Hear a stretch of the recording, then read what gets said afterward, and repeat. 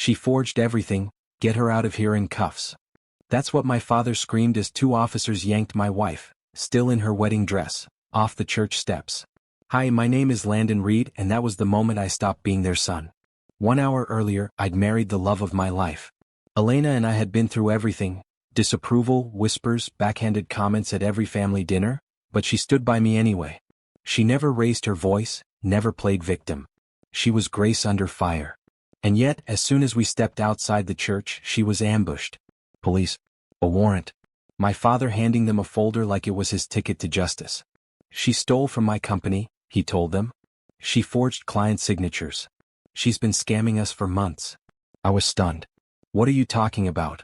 She's never even stepped foot in your office. She used your login, Landon. We have digital records. Elena was crying, confused. I don't even know his system, please, I swear. My mother stood frozen. My brother, arms crossed. No one said a word in her defense. Not one. I tried to block the officers. You're making a mistake. This is personal. Move, one said. We have probable cause. Elena locked eyes with me as they cuffed her. Not angry. Not pleading. Just betrayed. I wanted to scream. Instead, I turned to my father, calm and shaking. You planned this. He didn't deny it. She's manipulating you, he said coldly. She wanted our money. Now she'll pay. And in that moment I realized, it had nothing to do with evidence. It was about control. They wanted to humiliate her. And I was the price. I watched them drive off with my wife in the back seat. And I knew exactly what I was going to do. Not just for her, but to every single one of them. The moment Elena disappeared in that squad car, something in me shut off. Not grief. Not panic. Calculation. I didn't chase after the police. I didn't shout or beg. I stood still, stared at my father's smug face and memorized every detail, the wrinkle near his eye twitching, the way his tie was slightly off-center. He was proud of what he'd done. He thought I'd fold. Instead, I walked away. I drove straight to Elena's best friend, Callie, a corporate defense attorney who'd seen enough family sabotage to write a book. She opened the door and froze when she saw my face. Elena was arrested, I said flatly. My dad orchestrated it. Callie didn't hesitate. Get in. We're going to war. That night we worked nonstop. I gave her every login I had, bank records, email threads, company archives. I knew my father's patterns. I'd watched him silence people for years with intimidation, legal traps, non-disclosure agreements. But I'd also seen him slip. Especially when he thought he was untouchable. By morning, Callie had a file. A damning one. Turns out, months before I even proposed to Elena, my father had quietly rerouted client funds into a shadow shell company. And the kicker? He'd used my employee ID to initiate the transfers, then tried to pin the entire digital trail on her, using her laptop's Wi-Fi connection when she visited me at work. I sat back stunned. He planted everything, I said. Callie nodded. They used you. And she's just collateral. I clenched my jaw. Then let's burn their kingdom. Step 1. We filed a counterclaim of malicious prosecution and digital fraud. Step 2. We handed the evidence to someone my father couldn't buy, the FBI. But I didn't stop there. Because before the sun even set, I walked into his office. Quiet. Alone. He looked up, confused. You here to apologize? I dropped a folder on his desk. No, I said. I'm here to let you know the federal investigation is already open. And the last thing I saw before walking out was him finally looking afraid. He didn't open the folder. He just stared at it like it might explode. Federal investigation? He repeated slowly as if tasting the words. That's right, I said, voice calm. Wire fraud. Evidence tampering. False allegations. Obstruction. They've got enough to tear through your entire boardroom. He gave a bitter laugh. You think the feds care about your little vendetta? I leaned in. They care when the financial trail leads through 3 shell companies and the numbers match up to pending federal contracts. His face cracked. He knew which ones. See, my father wasn't just corrupt. He was greedy enough to take shortcuts on federal deals, thinking no one would catch him. But Elena had friends in places he never even thought to check. And now those friends were watching. You ruined your career, he said, grasping for control. You just turned your back on your family. No, I replied, standing tall. You turned your back on my wife. And now you're going to find out what happens when someone you underestimated stops playing nice. I walked out before he could respond. By the end of that week, 3 things happened. Elena was released without charges. FBI cleared her after a single interview. My brother's name appeared on internal emails linked to the fraud. He was suspended by Monday. My mother, once silent, got a subpoena. I didn't stop. I submitted the documents to the press anonymously. The story broke fast. Elite financial consultant family under federal investigation. Son whistleblower sparks inquiry. I expected silence from my father. But instead, I got a dinner invitation. Handwritten. No subject line. Just a note, let's talk. One last time. Dad. I looked at it for a long time. Because I already knew what it really was. A trap. And I was going to walk straight into it. I showed up to the dinner. Not because I trusted him, but because I wanted him to know face to face that the version of me he raised was gone. And the man sitting across from him now? He knew how to play his game better than he did. The restaurant was quiet. Private booth. Candlelight and manipulation. He didn't waste time. I'll make this simple, he said, sliding a thick envelope across the table. You drop everything, investigation, press leaks, court filings, and this is yours. One-time payout. We move on. No questions asked. I didn't touch it. Bribery? I said. That's how you handle betrayal? This isn't betrayal, Landon. It's containment. He sipped his wine. Unbothered. Elena was a problem. You were blind. I removed her. I didn't blink. She's my wife. And she's beneath you, he snapped. No legacy. No pedigree. You think love pays for anything? I built this name, your name. And I won't let her drag it through the mud. I leaned forward slowly. That's where you're wrong. Because I'm not carrying your name anymore. His fork froze midair. I filed this morning, I said. Legal name change. I'm taking her last name. We've already signed the papers. He looked like he'd been slapped. You think a name makes you clean? He growled.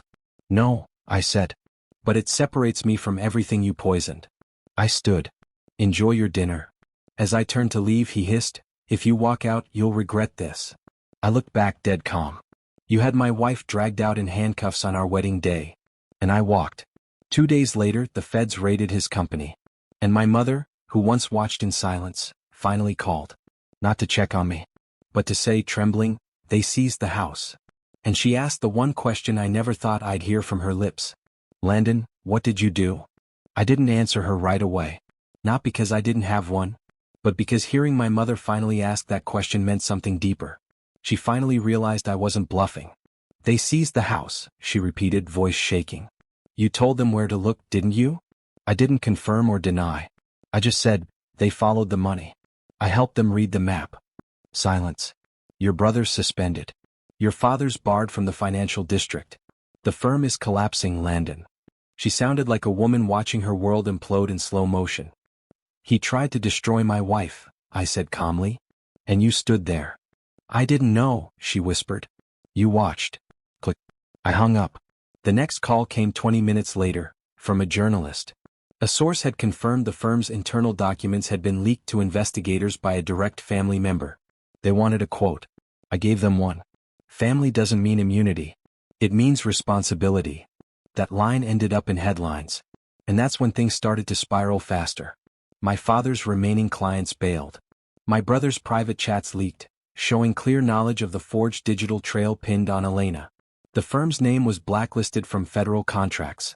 And a quiet class action suit surfaced from former employees, ones my dad fired for non-compliance. They weren't silent anymore. But the moment that truly changed everything? It wasn't legal.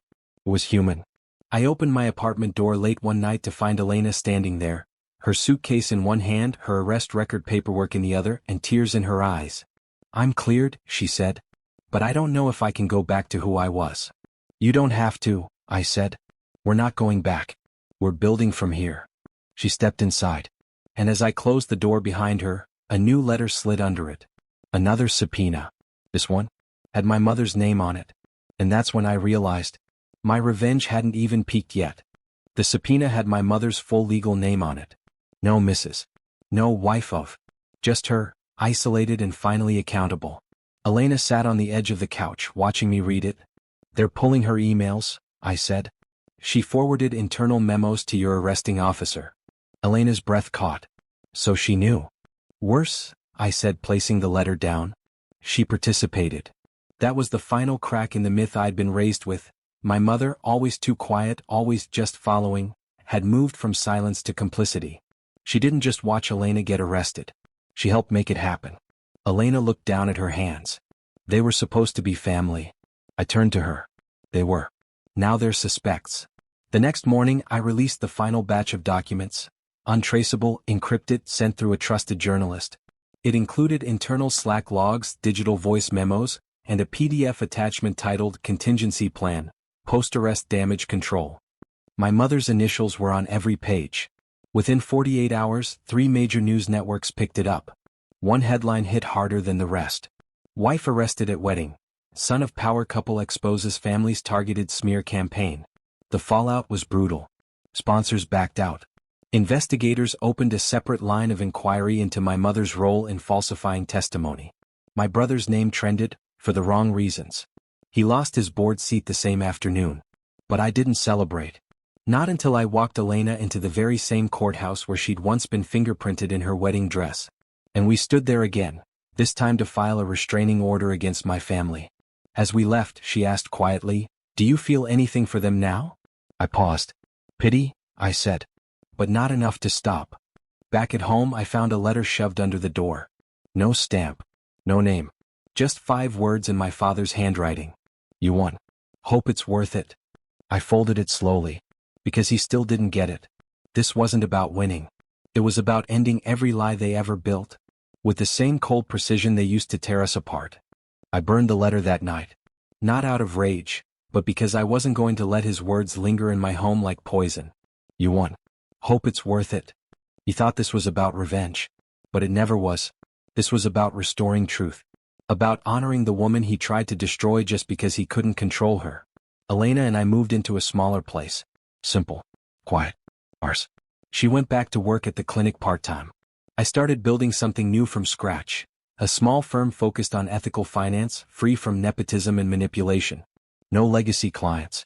No family name. And yet, the fallout from my family's empire still kept unraveling. A federal trial date was set. My mother was indicted on obstruction charges. My brother fled the state but was forced to return under threat of arrest. And my father? His lawyer tried negotiating a plea deal. But I declined to comment. Let them speak for themselves for once. And then, something unexpected happened. I got a call from a law school. A professor had read the case files, public by then, and wanted to invite me to speak to their ethics class. "You exposed systemic rot from inside your own family," she said.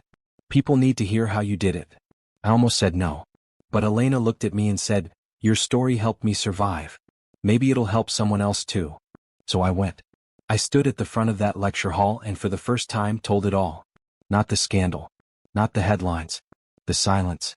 The choices. The quiet decisions that built into something irreversible. Afterward, a student approached me and said, "You didn't just break your father's legacy. You built your own."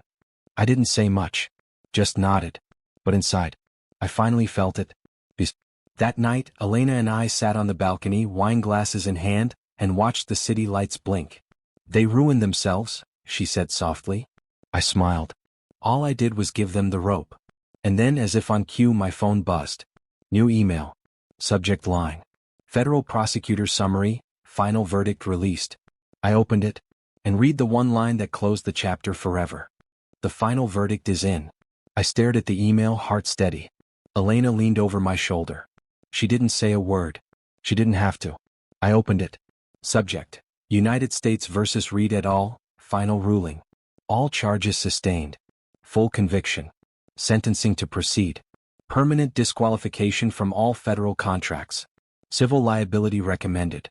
Public record will reflect the fraudulent foundation of Reed Financial Group. I closed the laptop. It was done. My father, once the king of backdoor deals and country club power games, was now a convicted felon. My brother? Disgraced, unemployable, and banned from the industry. My mother? Awaiting sentencing for obstruction and evidence tampering. And the firm that bore our last name? Dismantled. Erased from every client directory it once dominated. But I didn't celebrate. I didn't toast or dance or gloat. I sat with Elena, fingers laced through hers, and let the weight leave my body inch by inch. "I don't want revenge stories," she said quietly. I nodded. "Me neither. But I wanted them to know they couldn't get away with it. They don't, I replied. Not anymore. The next morning I got a call from the courthouse.